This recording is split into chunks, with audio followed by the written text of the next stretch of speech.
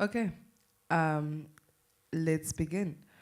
So we are currently in the fourth session of the day at the Nedbank building at Africa Energy Week 2021.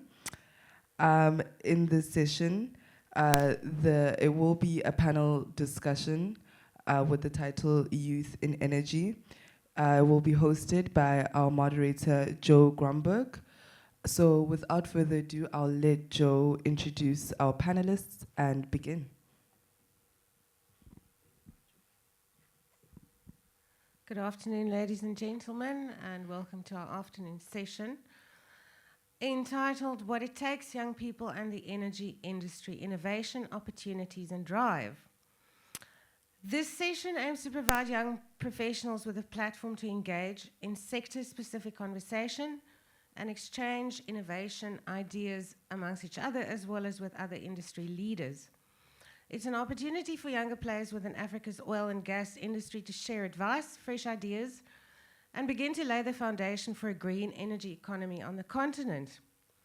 I'm very honored to introduce our panel for today, our all-lady panel.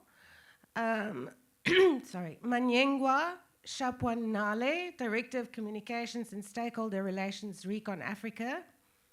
Jessica Stang, Community Manager, Germany Africa Business Forum. And Amina Ali, Fellow African Energy Chamber. Welcome, ladies. Okay, so my first question is directed at Mwanyengwa. How can young Africans become more involved in energy policy setting and decision making? Thank you very much, and thank you to our panel for doing this conversation. I think the first thing that we need to look at as young people is understanding what our realities are, our energy realities are, our continent's realities are, our direct community realities, as well as our government or national realities. When we get to understand what those realities are, we then need to collect data. And after we collect data, then only we can really say that how do we participate in policy making from a point of understanding firstly. Why understanding is so important is that we, as young people, I'd say that back home in Namibia, a young person is considered from the age of 35 downwards. And these are people who were either 5 years old by the time of liberation and or born after the liberation struggle. So your reality is the immediate luxuries that you have. So the energy conversation might not be you might not have a realistic picture of what the country's energy picture is. So we as young people can contribute and also partake by understanding, collecting data, doing enough research, and based on that, present what the energy conversation or message is to us, what our needs are in terms of energy in a country, and then based on that, be able to then provide not only advice, but also a realistic picture of this is what the energy conversation needs to be at that time, and also what the energy policies need to look like. So I'd really say it's understanding and data and a realistic picture. Thanks so much, Mwanyengwa. I'd like to pose the following question to Jessica. How do we equip more young people with the skills required in order to drive the move towards decarbonisation in the energy sector? Thank you first for having me here. And I think the most important thing about the renewable energy sector is, especially in Africa, is that we build new jobs. So you cannot build just like a solar panel in Africa. You need to make sure that we have manufacturing here in Africa, that it really builds like an industry that we have now with oil and gas, because it's like one of the most biggest backbone of African economy. So I think that is like the most important thing when you think about decarbonization, that you build like a reliable infrastructure for the African economy. And that also includes like building these innovations or like these methods in Africa. And I think that's like one of the most important things that you have to think about with decarbonization in Africa, because I think a lot of people rely on oil and gas, and that's why a lot of people stick on oil and gas, because it's like such a important sector for the African economies. And I think that's what we have to think about it. So we have to build like a reliable industry, like renewable industry, green industry in Africa, which which stay long and which will keep, which is like resilience to all of the new challenges that we have to deal with, like all the climate change. Of course, Africa will be also challenging a lot of struggle with climate change, and I think that is the most important thing, that we will be having like resilience, energy infrastructure in Africa. Great, thank you, Jessica. Amina, what would you say is the most pressing concern as it relates to the oil and gas sector as it stands today? All right, thank you for your question. So I think that there isn't much involvement from organizations of the youth. And by that, I mean they are not in the decision rooms when the decisions are being made. And that even though COP26 had incorporated young people to it, but I think most times that's where it stops. It's usually at one conference and nothing happens after that. And in that regard, I think what is most important is to have young people be brought in to every conversation, and also have them lead on most conversations when it comes to the energy sector. And if it's, and in particular from an African perspective, the oil and gas sector, because I personally feel, or rather even from the organization's standpoint, we truly believe that it is so imperative for us to use the resources that we currently have, and which is oil and gas. However, gas to be more particular, because gas is not only affordable, it's abundant, it's reliable, and so we strongly believe that, well, also on another standpoint is that we need to start bringing more energy courses into African universities, which is very structured and based on African realities, if I can put it that way. So it should everything. So it's more of like a solving African problems with African solutions. I hope I answered your question. Yes. Okay. Thank you. Right, so I would like Jessica and Amina to please give me your opinion on the following question. What would you say makes certain firms in the industry reluctant to make the switch towards decarbonization? Right, Amina, you can go first if you want. Okay, so I think, well, I support rather the oil and gas sector.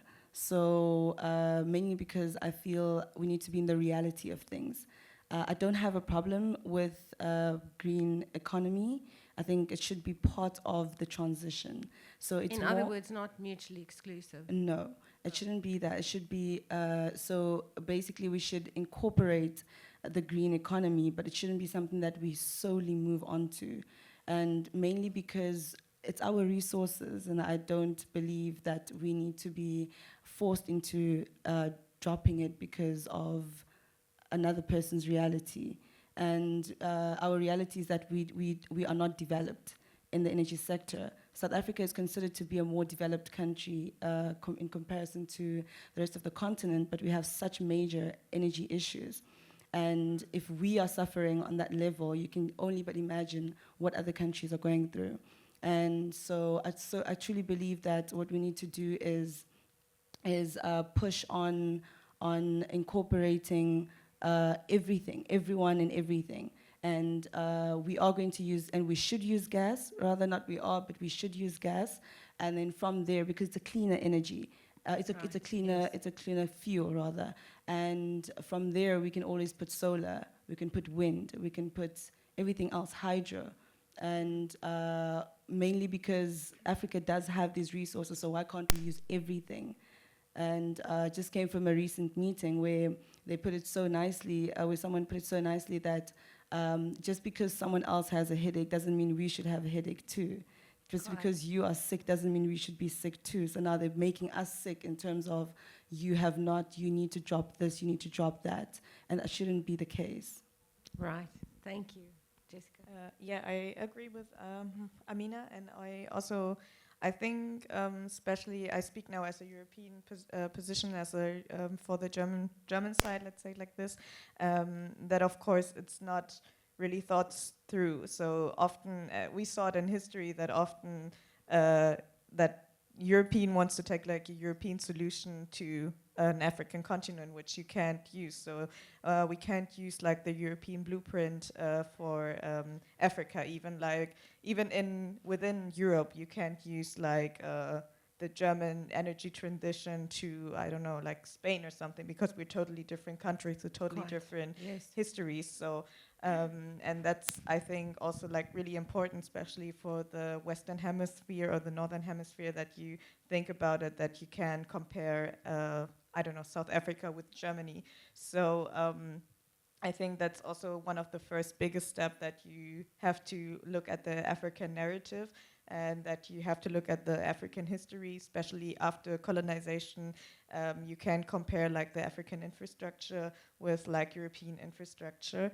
And I think that is like one of the biggest point why a lot of African countries are like still struggling, or like still have a different position in like the decarbonization of the oil and gas industry in comparison to Europe, because of course it is easier for a country like, for example, Germany. We still reliant on brown coal, but still we have like a reliable infrastructure. We don't have energy poverty, so even like the smallest city in Germany have like really good infrastructure, has like reliable energy sources. And we see it especially here in South Africa. We still have in a city like Cape Town, which is like a really still also like has like a really European vibe, like so we still have load shedding, so you really have to consider that you can't compare like Africa with Europe. So I think there's like a totally different situation in Africa, that we have to still improve like the industrialization in Africa, that we still need to get everyone on grid. Of course, like for off-grid, the renewable energies are like a great solution, but still we have still the problems in bigger cities. We still have townships in a lot of African cities that we still need like the traditional energy sources to get everyone on grid. So I think that is like a really important thing, that you have to consider the history of each country to discuss like the industry, and to discuss like oil and gas. Of course, it's not that easy to cut off oil and gas totally. So I think that's important. Thank you. If I can also just complement what my colleagues have been saying, I think we need to look at where the country is, and I'll make an example. Let's look at the electrical vehicle conversation, for example. Right. The electrical vehicle conversation will not be the same in Germany as it is in, or let me use Italy, as it is in Namibia, for example. Let's take a French town or city or village. Let's say Nice, compared to Windhoek. You cannot have the same conversation or ask the firms, any firm. So it's not a reluctance out of we don't want to, or the firms don't want to decarbonize, or they're reluctant to decarbonize. But where in the conversation do they fit? The EV conversation.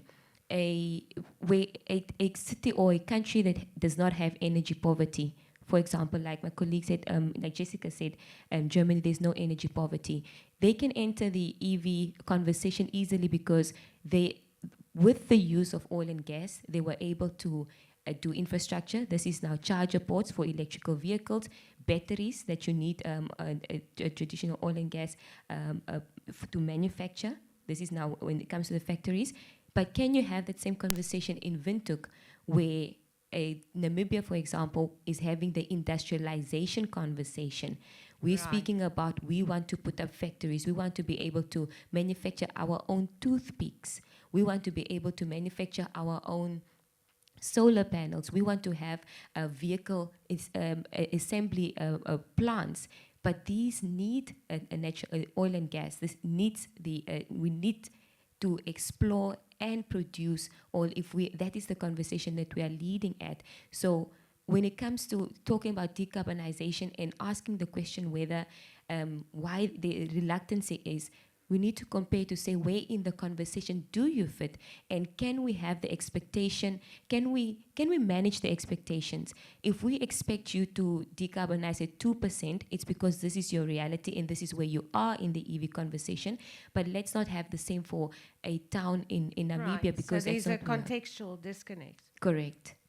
Can I just add something? Yes, absolutely. So also, just in what she was saying, it also is so imperative that young people are put into the energy sector right now, because already, if we look at it from a South African standpoint, right?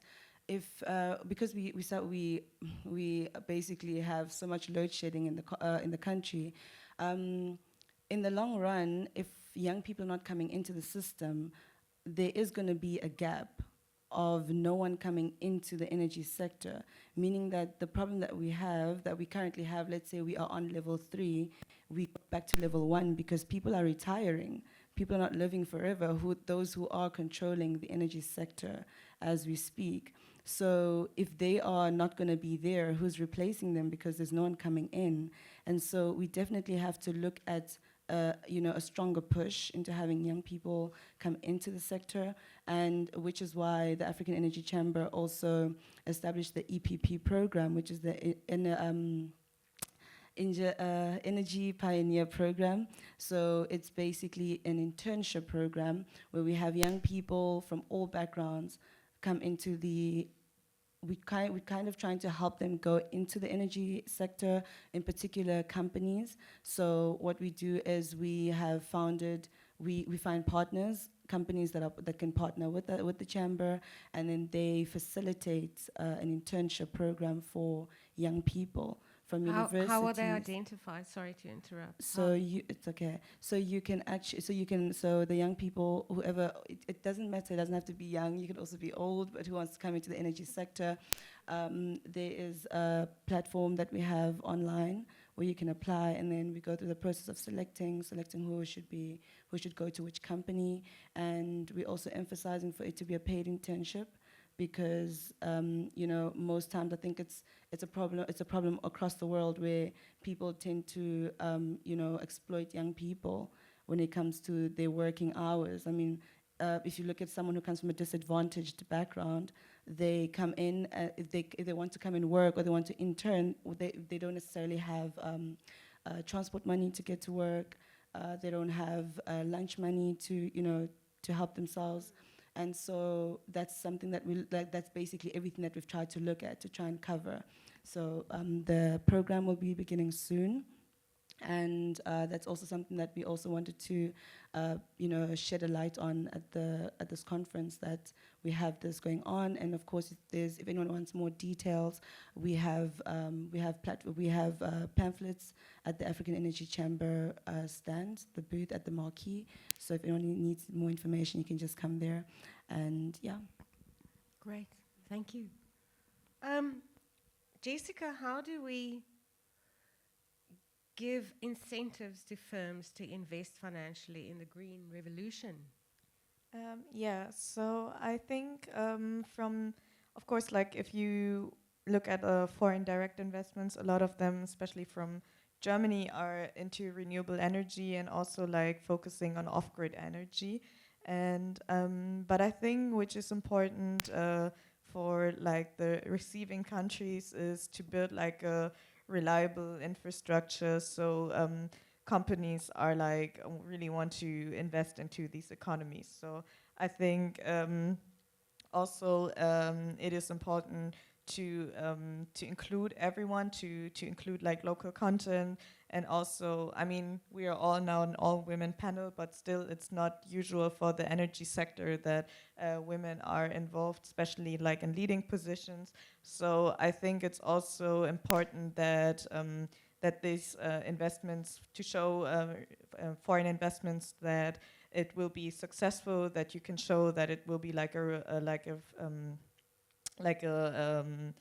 successful investment, so that people from the country are involving in it. Also like young people, women, like especially young women, that they're involved in it, so that the investors know that this project will not be, okay, like let's say I would just give them one solar panel, and if it breaks, I don't know who can repair it, and it's not my business anymore. So I think no one wants to have it, but also like the companies who build the solar panels, for example, they want that the solar panels will be used long. So you have to build like an infrastructure that there will be someone who can repair the solar panel, but also who can manage it, who can bring it to the people, but also that everyone is like involved in this. And I think that's the most important thing, that we are giving like environment that young people are involved in it, because especially like Africa is like such a young continent, and also like a continent with such a rising middle class, in which you have to include like people getting more and more educated. There are like a lot of educated people who went to university, who know about the energy infrastructure. Also, not only energy, but also important that someone knows about like business administration, but also like about communication, or how to explain it to the people. So I think that's like the most important thing, to show the people that this project will not be just like a one-time thing, that it will be like something which will be long in this country, and that it will also bring the country to the next level. So because energy is like I always say, like it's like the backbone of all of the infrastructure, all of the economy, because without energy you can't have like, for example, fashion industry or anything else, like tech industry, anything. So I think if the energy industry is working, and if you build up this like really reliable energy infrastructure, then it's like bringing all the other infrastructures, or all of other industries into this country. And I think that's like really important, to showcase that it is possible to invest in this country, and that it will be like a long investment. I think that's the most important thing. Thank you. I just have a question. Sure. I'm actually going to put Jessica on the spot here. But, and I know obviously, because I just need, I would like a European standpoint on this, right? So I wrote an article a few months ago, and during my research during that time, it was that I came across, I was looking at the lifespan of a solar panel. And the one that the most expensive one, or the best one rather, the one with the quality one, was about 20 to 30 years. That's the lifespan of it. So after that, because the materials are not degradable, they need to be, in inverted commas, chucked away. So what happens in that regard? Like, where is everything going to go once China's solar panels have been used up in the next 20 years?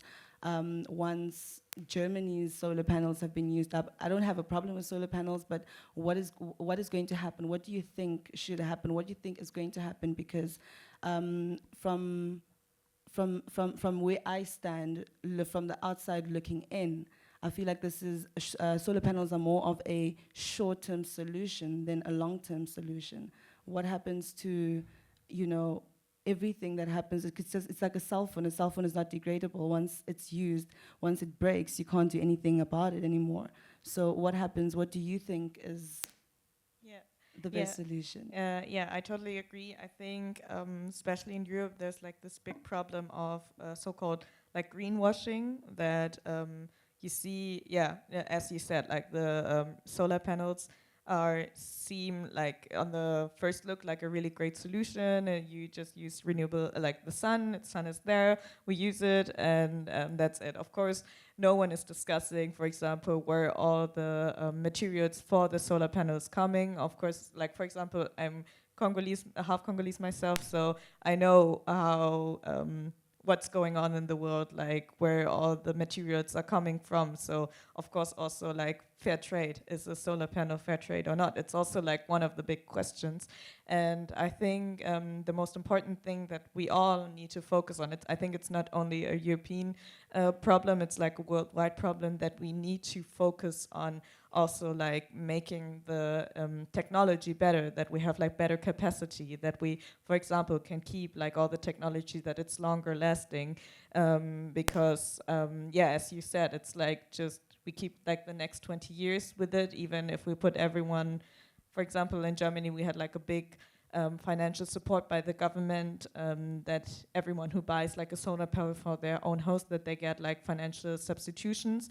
But of course, this only lasts like 20 years. So what are we doing with the solar panels after these 20 years? So I think it's like a especially like young people, like there are like a lot of startups who know these problems and who are working on like innovative solutions on it.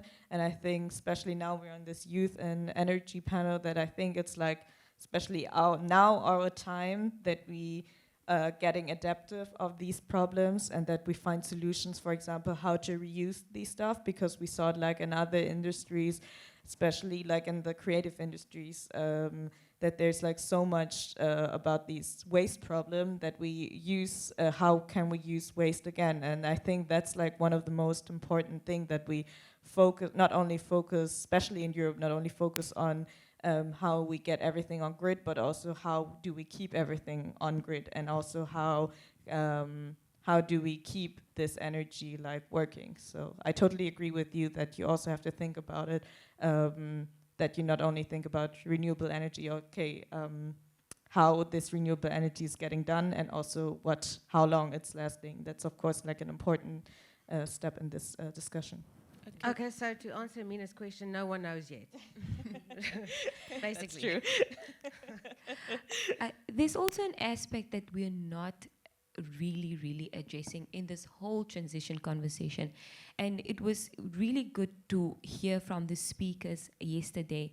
One of the contributors in the audience, when it was a spotlight on Namibia, one person actually got up and said, to put energy or solar and wind power is not that cheap.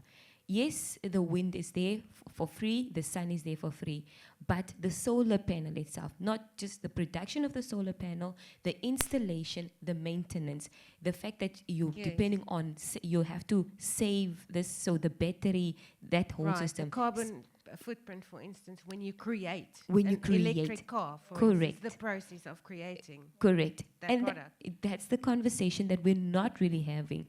So there's almost like we're walking past, but we're speaking about, yes, we're transitioning, we're going green energy, it's the best, it's forward, but we're not having that conversation to say that, okay, this portion of getting us there, the solar panel that we're using, what goes into that? Can everybody afford that?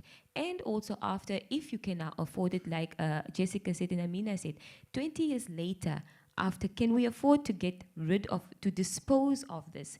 Can we afford to replace this? Can we maintain that? So that's also part of the, that's also a portion in the conversation that we need to have before we really just tell ourselves, it's like you saying, okay, I'm jumping into the water. I don't know how cold it is. I remember in grade 2, we were taught how to do backstroke, but I don't really know if I can swim, but let's jump into the water in any case. And to have a fair transition and to really have a fair conversation when it comes into the transitioning and also the speaking down on oil and gas. If we really are honest and have a fair conversation with ourselves, then we have to include that. We have to include the affordability of the transition, number one, the affordability of the infrastructure and the technology that we need to use to go green. But if I can step in, of course, also, for example, if you look at Germany, we had like after the horrible incident in Japan, after the tsunami in Fukushima, there was like a quick decision of our chancellor that we will do the nuclear phase-out plan. And I think maybe Germany also showed how now we're like really have to focus on renewable energy because we're also stepping out of brown coal. So I get your point, but maybe this could also be like an example, as Germany showed, like because we didn't want to do any more nuclear power, how if you just decide to do like a phase-out plan, how it also can improve like technology, because now we have to use renewable energy. So this could also be like one option, like as Germany showed, that if you step out, you need to focus on new energy. And we knew that nuclear power was like nothing for forever, because also a lot of the nuclear power plants in Germany were quite old. And after all the incident, we were people getting more and more aware how dangerous this power can be. So I think this showed also like an example how things could happen if country just decide to phase out like special or specific energy resources. So, yeah. Can I just add something there? So it's just 3 points, just adding on to what my colleagues mentioned. So firstly, it's that she was talking about the solar panels and all of that. The problem with, I think where the problem lies is that we need energy for productivity. The Germans, not the Germans, but the Western countries need energy more for comfort. And so that's where the problem comes in. I think that's where our conversations need to flow into. And then secondly, the demand. Our demand is huge, it's insane. Just looking at what the population is currently in Africa.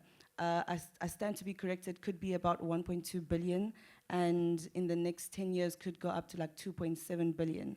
Which is insane. Like it doesn't make sense if we're going to use something that is not even reliable for our primary source of energy. Primary source of energy, if so to say. And then thirdly, what's ironic is that we're going to need funding if we're going to be using solar panels, wind, all these other forms of energy, green economy, and the funding can only come from the oil and gas sector, because where else is it going to come from?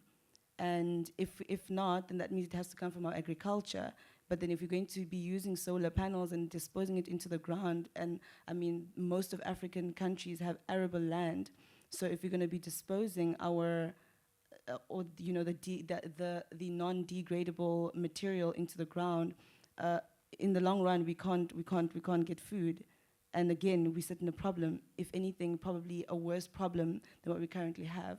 So I think like what needs to be had is a lot of conversations, but more than conversations, actions.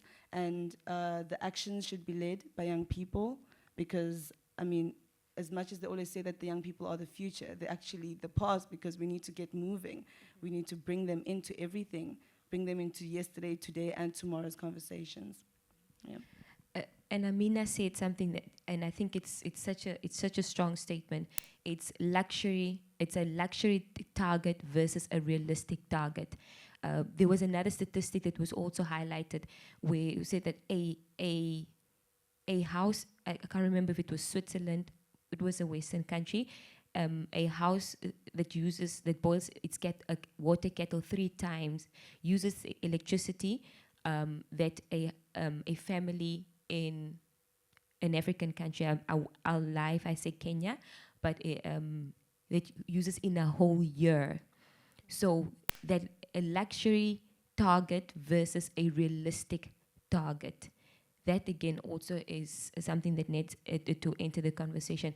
I think, and Jessica, as you said, Germany, after that nuclear situation, they had to be pushed into, we need to make this decision right now.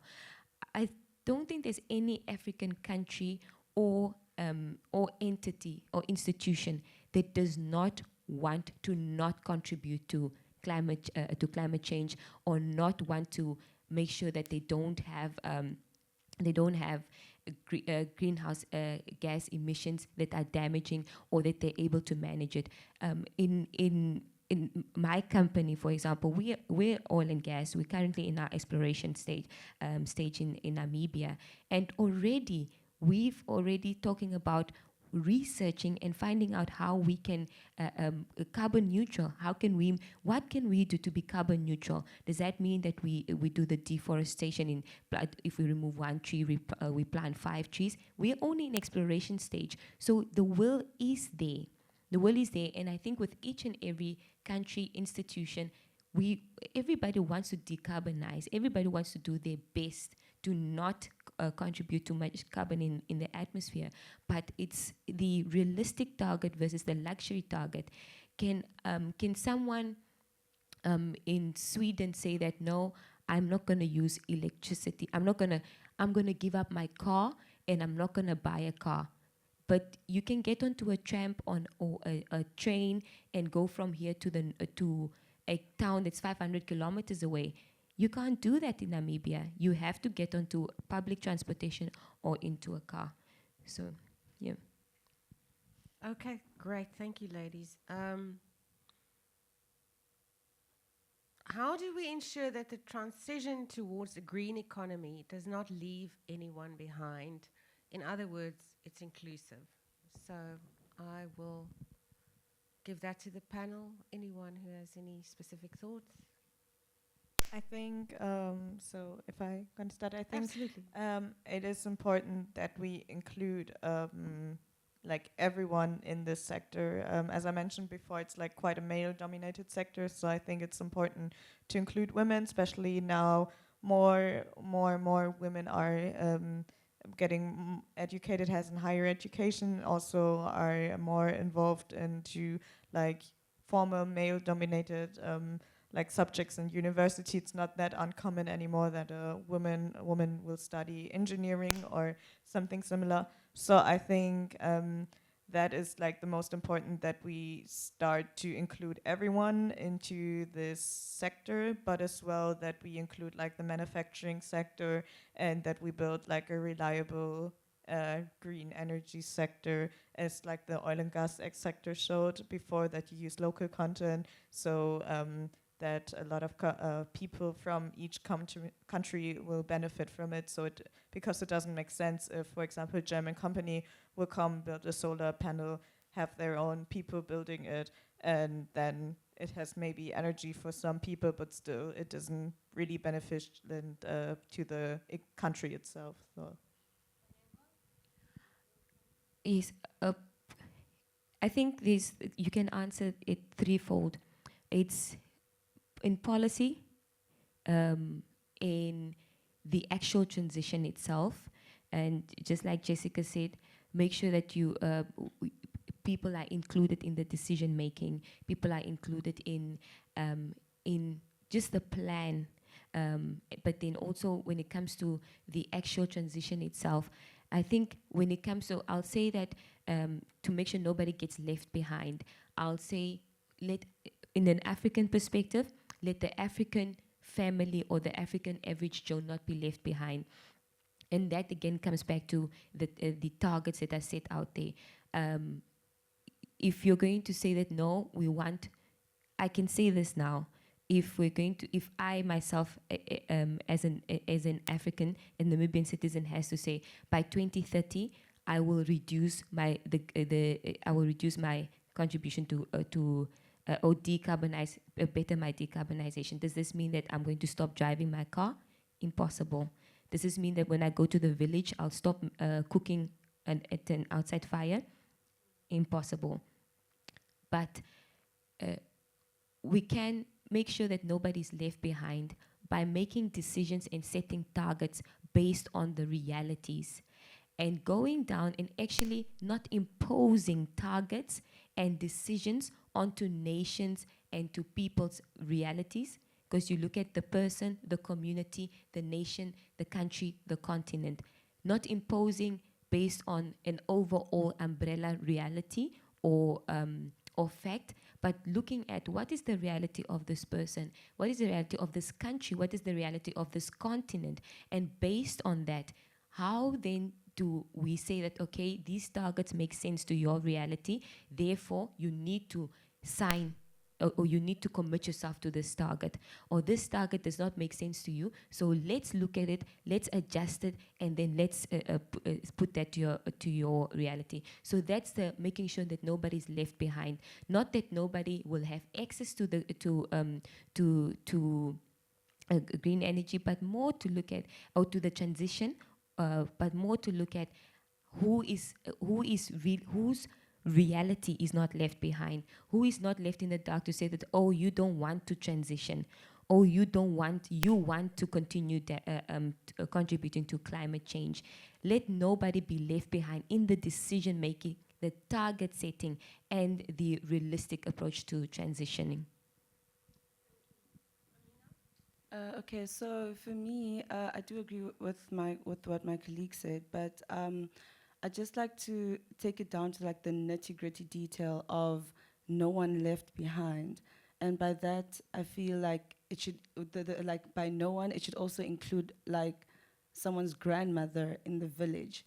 Because at most times, they are the ones who struggle the most. Having to go to them and telling them that, okay, we're going to be using wind to create energy. She'll be so confused, like, what are you saying, So it should cater to the man on the street. Every single person should be able to understand what it is that we are doing. It shouldn't just be for someone who's educated, who went to university, who has, I think most times not everyone is presented with the same opportunities. And so it's very imperative that we make sure that every single person is taken along.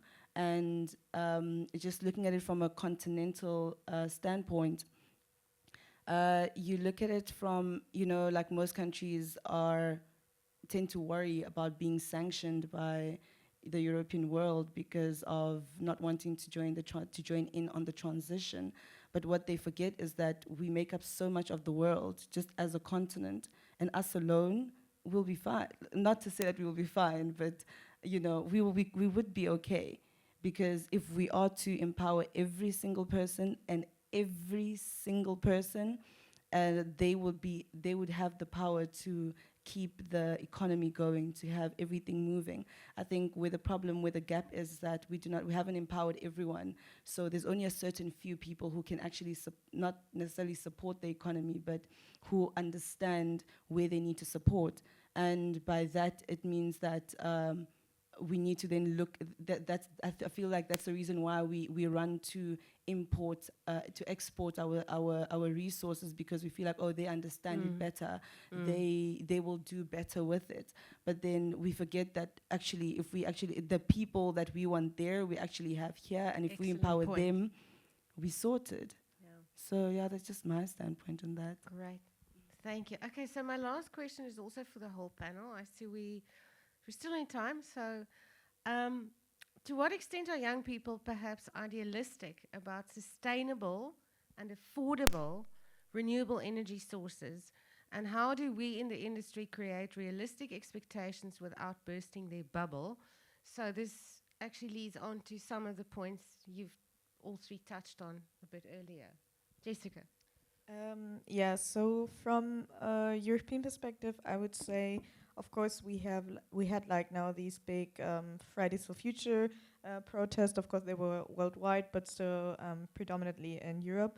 And I think I really have like high respect for these people, because when I saw myself with 15, I think I had different problems than saving the world, to be honest. So I think I really have high respect for these people. But of course, you have to think, okay, these are like really young people who maybe don't have like a view on everything. For example, in Europe, it's also like a big discussion about like taking an airplane or the train. But of course, it's like a high luxury to take a train, which takes way more longer. For example, you're a single mom who don't have a lot of time, who needs to go to A to B. Of course, you will take the plane because it's faster, and especially in Germany, it's like sometimes even cheaper to go by plane than by train. So of course, you have to think about that. Every person has its own history. As Amina said, there's like this grandma in the village who maybe never knew about this new technology, or who wants to stick to its old habits, which you also have to respect. And I think that's the most important thing about like these energy transitions, that we have to keep a dialogue, understand everyone's history, where we come from, that you can compare a white European person who grew up in a really rich area with like an African person who grew up in the rural area, who doesn't have like proper on-grid energy access. So I think that sometimes in this whole energy transition discussion, which is led by young people, which is also really important because it's of course our future, and sometimes I understand if people are getting angry when someone who is like a little bit older decides for your own future, who maybe will not see what's happening in the world. And I think climate change is still like one of the biggest challenges that we all have to fight in all over the world. And but still, with this transition dialogue, you still have to think about that everyone has its own history, and that you have to consider this history, and that you can not do it like radical from one day to the next day, that you cut all of the oil and no planes anymore, that you have to be like considerate that it is a long process. It's now, we have to start now with this process, but still it's not going to solve this problem tomorrow. We need time, and that's important. Yeah. Thank you. Mwanyengwa?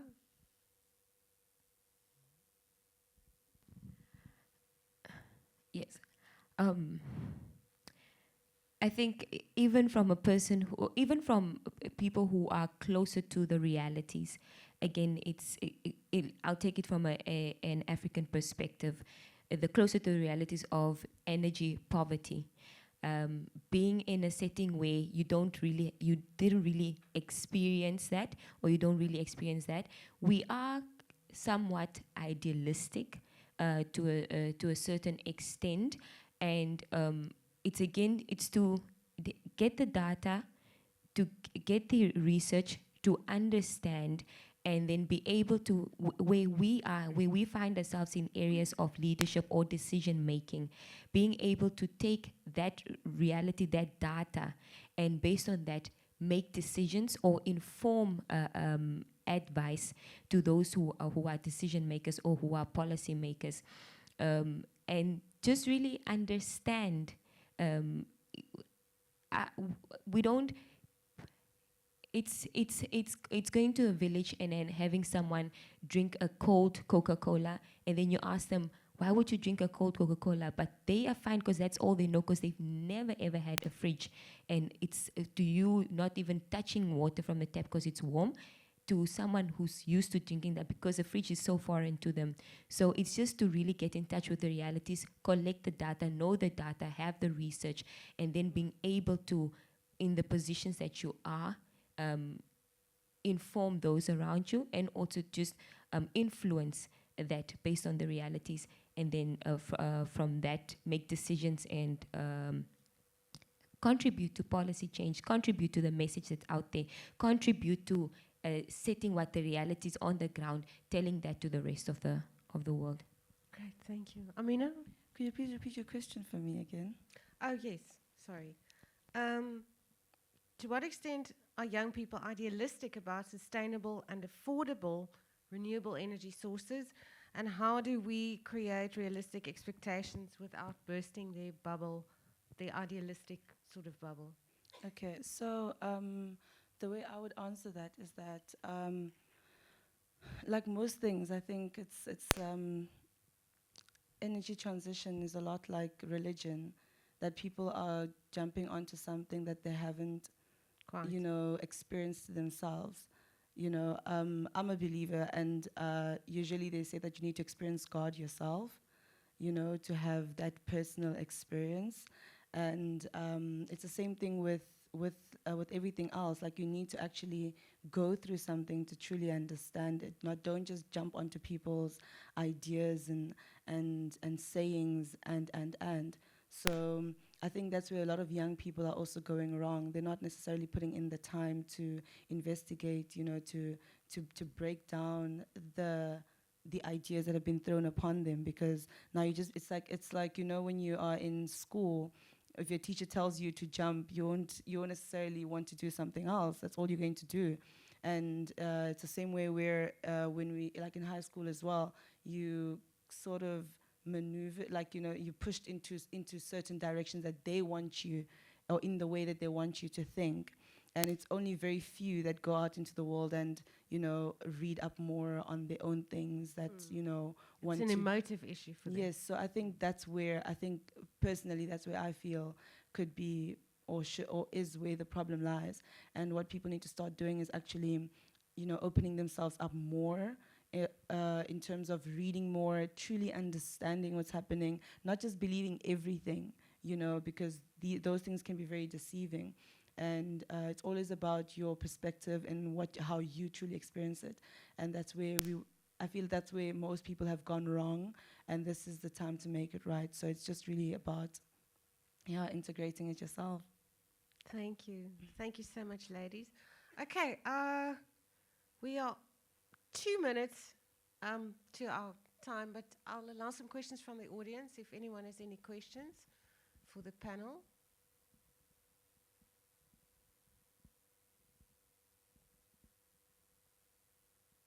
Okay, that gentleman over there. Please identify yourself, sir. Thank you.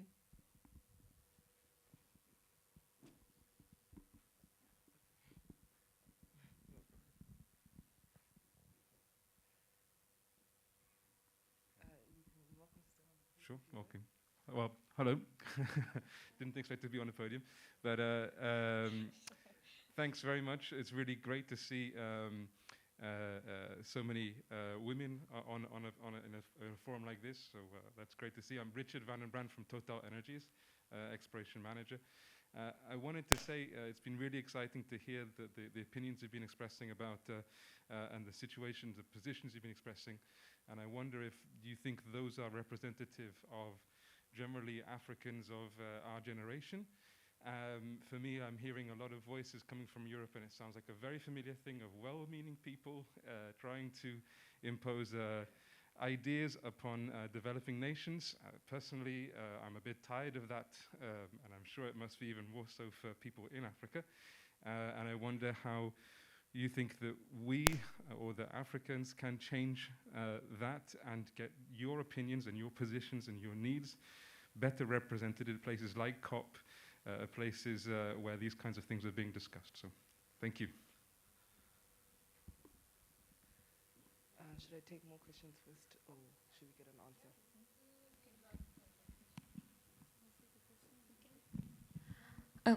Yes, really, and I understand, and you're very right. As an African young black woman, and it's so good to you to say that you're tired. So, like you said, you can only imagine. Again, it goes back to the reality, the realistic, and the reality on the ground. My country is 31 years old. We've only started having the conversation about, our political history is a very tough one. So we came from from liberation in 1990 to 95, 96, 97, just getting used to the idea that we are independent. About 2008, maybe 15, 16, 17, we started preparing ourselves for the conversation about economic emancipation.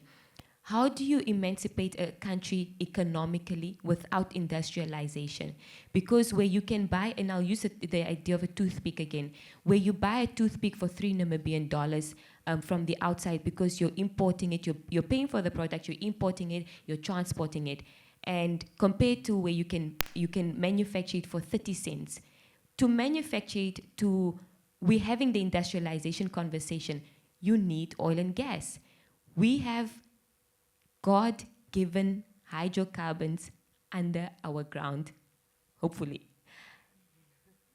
God-given. So why can the rest of the world was given an opportunity to explore that and to industrialize and to economically emancipate themselves with what was given to them by God. The same way they're still continuing to do that. So why can that not be done? Why can the same not be done for Namibia? So I cannot answer for other members of the youth when it comes to Africa.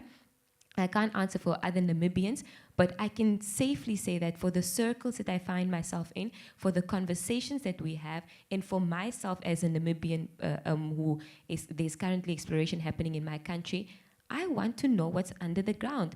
I want to know whether that can assist with the industrialization conversation that's going on. I want to know that whether that can assist with building big manufacturing plants.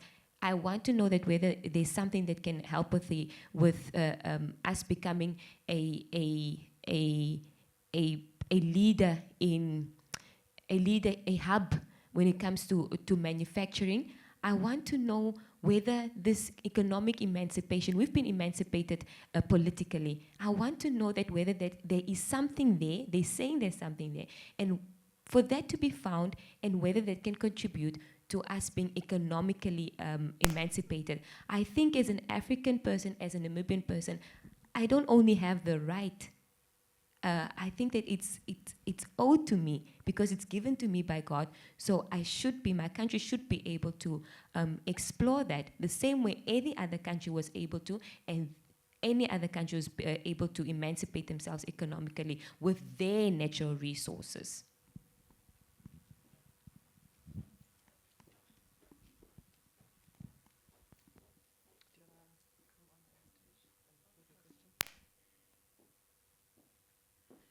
Good afternoon, ladies. I must say that it's very refreshing to see young, learned, especially women, in this field, and it gives somebody like me a lot of hope. And that's why I want to pose this question. I've posed before, and I didn't get much clarity. I think you're a different panel, and the reasons you're in your careers are probably different from the usual older male, the stereotype of business people in energy. I asked if are there any, we talk a lot about our resources as Africans, our need to harness them and develop. I've spoken before and said that I'm an African first before I'm an environmentalist. And I understand, that means I'm a realist and I understand the dignity our people need, the right they have to their resources and their development and comfort like the developed world is. So my stance on climate change and transition will be different from the tone of everybody else in my field. So I get a lot of sense in some of the sentiments you shared, but I have concern but hope, because you're young people, and want to ask that, are there any moves, because you're young people, to change the systems in place? You mentioned Namibia was liberated 31 years ago, but we haven't gotten economic emancipation. But mining happens, logging happens, resources have been taken since colonization and post-colonialization.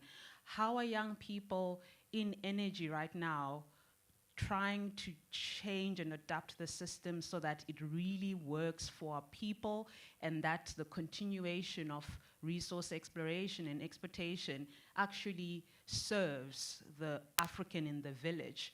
I've traveled in different places and seen the depth of poverty. Mozambique last week, and seeing a panel inviting people to Mozambique to explore, and wondering if really that liquid gas is going to take some money back to that village, not in the form of donations of solar panels, but in sovereignty. Are young people in energy looking to shift the capitalist systems to make it worthwhile for African people to have resource sovereignty? Also, maybe as a closing one, are there ways that young people in energy are trying to engage young people on the opposite end? Because we are very polarized, but we need to have a united stand as African youth. Are there ways for conversations and dialogue, but most importantly, resource sovereignty? Are we moving our people towards that as young people? Thank you. Okay, so okay, so just from the get-go, I'd say that there isn't much involvement from young people. Because had there been, I think we would have been hearing more about young people in the energy sector, which is why from the beginning I had mentioned that there isn't much, that there needs to be more young people coming in, and also specifically that universities start catering. Matter of fact, even it doesn't even have to be from universities, from a very young age, which is a primary school. From the age of 7 years old, young kids can start being taught about energy, because if anything, a small baby starts using electricity, you know, even if you look at it from when a child is premature, we put them in an incubator for some time, that requires electricity. So from the time that they are born, they start using energy. So why aren't we educating young people on that? And then second, you mentioned something else, which I also wanted to touch on, but I wouldn't go into much detail about it, because so I think where there is also a gap is that people feel just because they are not in a certain space, then they can't join that space. Because I personally have not studied energy. I'm a lawyer. I studied law, and then I went on to do international relations and international politics. That is nothing in the energy space. I'm currently doing energy now that I'm in the space, working in the space, but I haven't studied that. So I think people are they also have this thing, or young people are not told that you are able to change your career. You are able to go into certain things, and you don't have to, you can just contribute, be able to contribute in some regard. But just to, complete your whole question that you had asked, no, there is no, I personally, maybe there is, maybe there is that I haven't seen, but from what I know, there isn't much going on about about young people in the energy space, and that really needs to get going, because time is moving. I hope I answered your question. Was that good enough? Thank you, Amina, for your answer, but there is someone else who'd like to attempt to answer her question as well. I just want to implore all the question askers and the panelists who will be answering to please be brief, as we have gone over the time for our session. Okay. Okay. Good morning, everyone. I'm Mr. Bikon Johan from Cameroon. I'm the director of Cameroon Petroleum Corporation, a young Cameroon petroleum company. We recently got licensed to operate in the sector.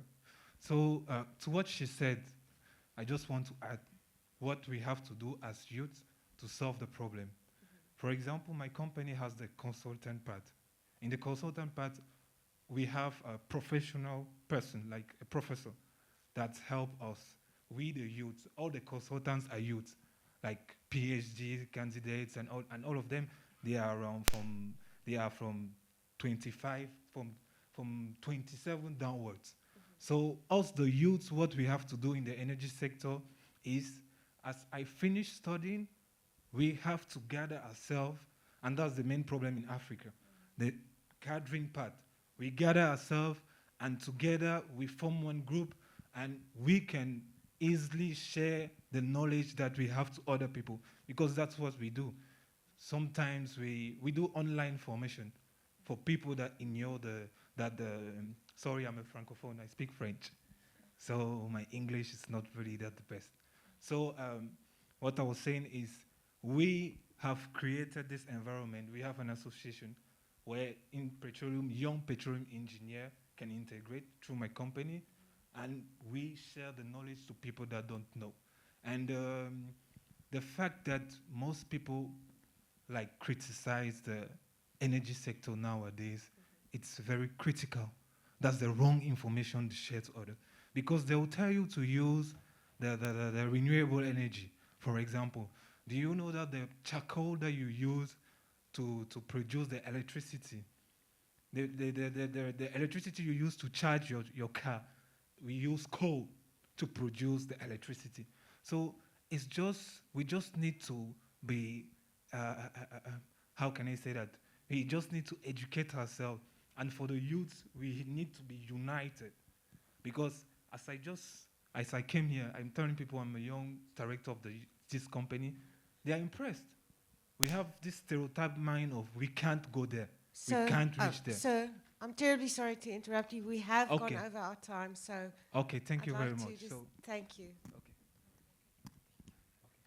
Okay. Yes, we have gone over our time, so I'm just, this lady would like to make one more question, and then we'll be. Hello everyone, I am Merikela Bechem from Senegal. I noticed that when we talk about the youth, we see more of, people have this myth of you must be an engineer, you must have this certificate and everything. But there are other youths out there who want to join the sector but are afraid to come up. And there are the young ones who don't know what to study. I would like to ask the members of the panel if there is anything done to be able to guide and sensitize the young ones who want to join, and also for the other youth who are not already in the sector studying maybe a master's or a PhD, what can they do to join the sector? Okay. I'm in the very early stages of being in energy sector. I'm not an engineer, I'm not a geophysicist, a geologist, I'm in communications. I was previously a journalist, and when it comes to the subsidiary of my company, ReconAFRICA, and I am the communications director for Reconnaissance Energy Namibia. So I'm the spokesperson of our company. When people want to speak to our company, they come to me. So in fact, and I'm going to say this, in grade 12, I failed mathematics. So I'm not an engineer, I'm not a geologist. There are a lot of ways that you can be part of the sector. My colleague, Marvin, is also in the audience. He is environment. He does the environmental management and community liaison. That is a very important aspect of oil and gas. When you come to Namibia, for example, or any other country where you need to explore, you get your license to drill. This is now the physical part where you have the drilling engineer. But there's one very important license that you need to obtain. That's the social license. That is, the community needs to accept you. The community needs to say, yes, we welcome your project. And you need a communications person for that. You need a government relations person for that. You need a stakeholder relations person for that. You need the HR person. You need the environmentalist, environmental management person for that. In order for us to be able to get a license, the environmental clearance certificate, and also for us to say that this is how we're going to make sure that our operation is not going to harm the environment, you need to get your environmental management plan needs to be approved by the Ministry of Environment. And if you don't have all of that, if you don't have the social license, and to obtain the social license, the drilling engineer, the geologist, the geophysicist has nothing to do with the social license part. If you don't have the social license, you can have everything else, but if the people don't want you there, they don't want you there. So there is so many ways that you can be part of the energy sector. Not just that you are the one who's drilling into the ground, or you're the one who's reading the data when it's drilled into the ground, or taking the product out of the ground. I suggest that you possibly just go on a whole research or Google search and just look at the energy sector, really understand it, and you'll be able to understand the very vast field that it is, not just specifically for the engineering part.